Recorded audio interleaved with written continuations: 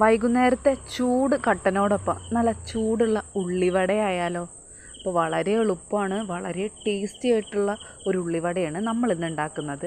അപ്പോൾ അതിനായിട്ട് ഞാൻ 3 സവോള നൈസാക്കി അരിഞ്ഞ് അതിൽ ഉപ്പിട്ടിട്ട് തിരുമ്പി ഞാൻ ഒരു 15 മിനിറ്റ് റെസ്റ്റ് ചെയ്യാൻ വെച്ചു.